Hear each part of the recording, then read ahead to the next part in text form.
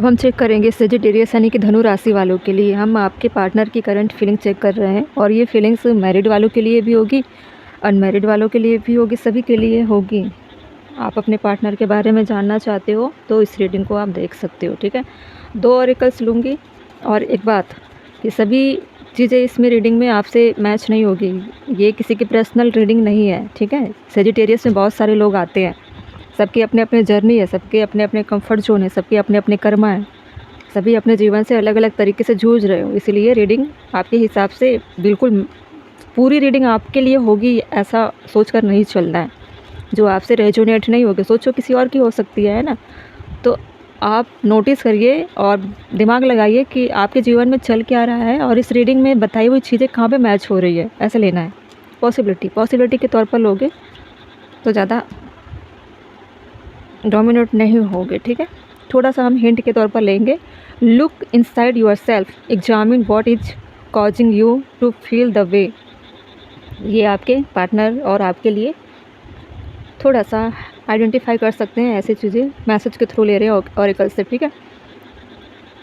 वही है कि one another will only lead to future unhappiness, love and accept each other as you are and your relationship will magically transform. हुई तो है, magically transform हुई है, क्योंकि हम देख रहे हैं ना। Look inside yourself, examine के थ्रू क्या कर रहे हो।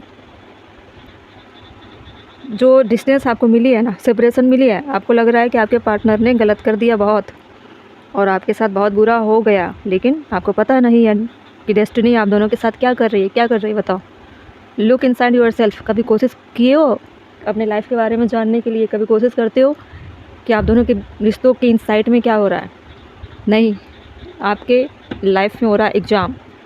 कौन कितना परफेक्ट है, कितना सीख रहे हो, स्पिरिचुअल चीज़ों को अप्लाई कर रहे हो या नहीं। कभी आप सोच रहे हो कि ऐसा आपके साथ हुआ क्यों? दिमाग में सिर्फ एक थॉट आ रहे होंगे, पता नहीं, सिर्फ कर्मा आ रहे होंगे, तो सही जा रहे हो आप। 7 इवेंट, आपके पार्टनर आपको ब्लॉक करके रखे हुए हैं और ये ब्लॉक की कंडीशन तब तक रहेगी जब तक आप अपने अपने कर्मा बैलेंस नहीं कर लोगे, okay. The wheel of Fortune, देखिए डेस्टिनी का कार्ड आ गया। तो आप दोनों को, जैसे मैं बोल रही थी, अलग इसलिए कराया गया ताकि अपने अपने लाइफ में आप कर्मा कैसे बैलेंस करोगे। आप दोनों की लाइफ में अपने अपने तौर तरीके से एग्जामिन हो रही है।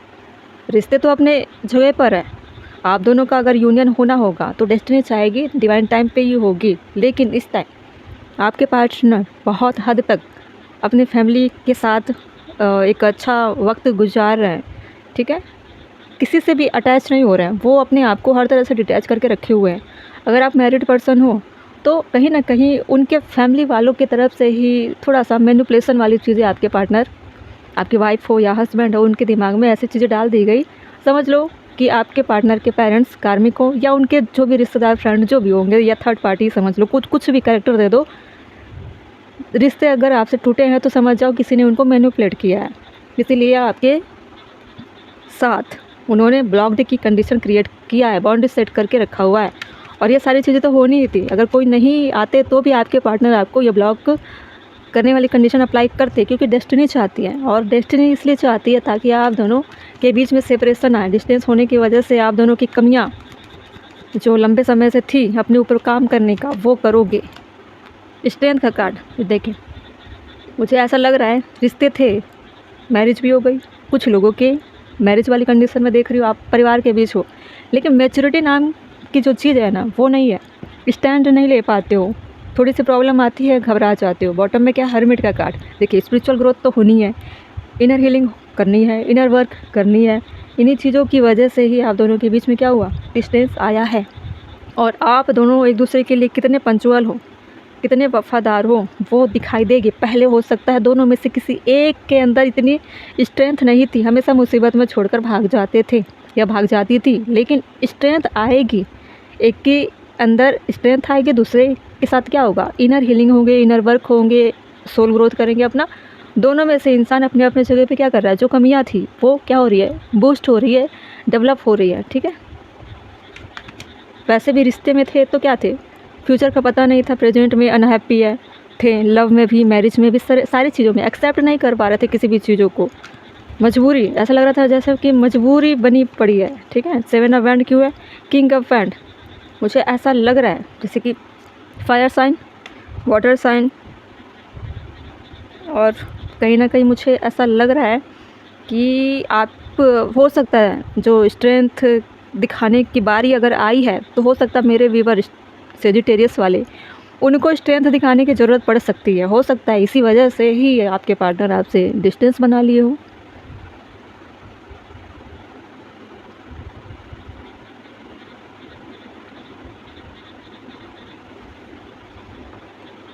ठीक है, तो कहीं ना कहीं एक ही इंसान अगर परेशान होता रहे रिश्तों के लिए, बचाने के लिए, सारी रिस्पॉन्सिबिलिटी सिर्फ एक के ऊपर आ जाए, तो दूसरा इंसान कब तक बोलता रहेगा या बोलती रहेगी कि तुम भी कुछ कोऑपरेट कर दो, रिश्ते तुम्हारे भी हम दोनों के हैं।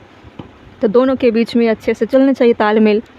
तो ऐसा नहीं हो रहा था, ठीक है। एक इंसान अहंकार में बैठा हुआ है, दूसरे इंसान के बीच में क्या हो रहा था कि ईगो कॉन्फ्लिक्ट हो रहे थे। कब तक वो बोल बोल के, एक इंसान जो लविंग केयरिंग वाला इंसान था वो बोल बोल कर क्या हो गया, सोर्स की एनर्जी में आ गया या आ गई। King of wand, queen of source. Argument तो होनी ही थी, जैसे कि हम देख रहे थे इसमें, future and happiness, love and accept each other, ठीक है। तो रिश्ते में होने के बावजूद भी अगर पीस नहीं है, खुश नहीं है, वो भी दोनों इंसान एक दूसरे से खुश नहीं हो, तो फिर ऐसी चीज़ें तो कब तक चलती। रिश्ते का फ्यूचर तो था ही नहीं, इसीलिए दोनों को सेपरेट कर दिया गया ताकि अपनी अपनी जगह पर रियलाइज़ करो, कमियां ख़त्म करो, कुछ काम करो, फिर आके एक हो जाना। आपके पार्टनर बिल्कुल, उनको पता चल रहा है कि उनके साथ क्या हो रहा है, और वो कहीं ना कहीं समझेंगे फैमिली क्या होती है, लव क्या होता है, शादी क्या होती है, पार्टनर क्या होता है। अगर आप अनमैरिड हो तो समझोगे कि फिर से रिश्ते अगर ठीक करने हैं तो कमियां क्या है जिसको ख़त्म करना है, किस तरह से आपको अंडरस्टैंड कर सकते हैं, किस तरह से रिश्ते आगे के लिए ठीक होंगे। जब तक वो खुद से प्रिपेयर नहीं होंगे तब तक आपसे बात नहीं कर सकते, और अभी तक उनके दिल दिमाग में या जीवन में सुधार नहीं आया है। वही बोल रही हूँ ना, अगर सुधार आ भी गया तो भी डेस्टिनी जब चाहेगी तभी मिला सकती है, ऐसे नहीं। जब डेस्टिनी चाहेगी तभी आप दोनों एक हो सकते हो, तभी आपको कांटेक्ट कर सकते हैं। अभी आपके अंदर भी हीलिंग होनी बाकी है। जब तक आप भी हीलिंग नहीं करोगे, जब तक आप भी शैडो वर्क नहीं करोगे, इनर वर्क नहीं करोगे, इनर हीलिंग नहीं करोगे, ऐसा नहीं कि आपके पार्टनर को भी सारी चीज़ें सुधारनी पड़ेगी, आपको भी सुधारना है। चाहे आपने गलत किया है या नहीं किया है, आपको भी सुधार करने की ज़रूरत है, ठीक है। अगर द व्हील ऑफ फॉर्चून आया है मतलब आप डेस्टाइन्ड ऑलरेडी हो, मिलोगे। लेकिन जब डेस्टिनी चाहेगी तब वो दोनों को देखेगी अपनी अपनी जगह पे आप सही हो, थोड़ी सुधार आए, कुछ नया क्रिएट किया आपने अपने अपने कंफर्ट जोन के हिसाब से, किस तरह से अपने अंदर डेवलप कर रहे हो, लुक इनसाइड योरसेल्फ, ठीक है। टेस्ट भी लिया जाएगा आप दोनों के बीच में। अचानक कुछ भी हो जाएगा, रिस्क ले सकते हो या नहीं, रिस्क टेकर हो या नहीं। जैसे कि स्ट्रेंथ का कार्ड हम देख रहे थे कि बहुत सारी चीज़ों को लेकर इग्नोर करना, है ना। रिश्ते मतलब चल रहे हैं ऐसे ही, उसको निभाया नहीं जा रहा था, ना मैरिज लाइफ हो ना फिर लव लाइफ हो।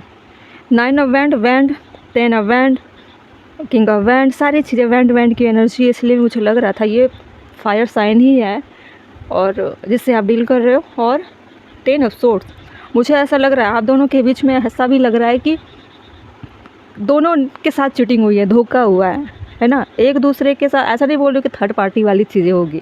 हाँ, आपके पार्टनर को अगर कोई मैनिपुलेट कर रहा है कि आपसे डिस्टेंस बना ले, वो इंसान हो सकता है थर्ड पार्टी हो, लेकिन आपके पार्टनर को भी तो लग रहा है कि आपने भी उसके साथ धोखा किया। ये भी तो चीज़ें लग रही, क्योंकि बॉटम में कार्ड आए हैं तो बॉटम में दोनों की एनर्जी आती है।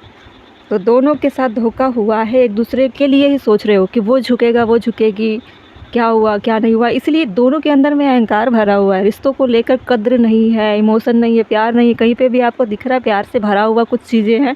10 ऑफ कप दिख रहा है, जो कि एक पेरेंट्स, एक हरी भरी फैमिली को दिखाती है कि एक्चुअल में वैसा होना चाहिए, या फिर किसी के फैमिली बहुत अच्छे लविंग केयरिंग वाले होंगे, उसने ही इस रिश्ते को अभी तक टिका के रखा हुआ। किसी के सजेशन से ही रिश्ता अभी चल रहा है, अभी डिस्टेंस हुई है, ख़त्म नहीं हुआ, सेपरेशन हुए हैं, ख़त्म नहीं हुआ।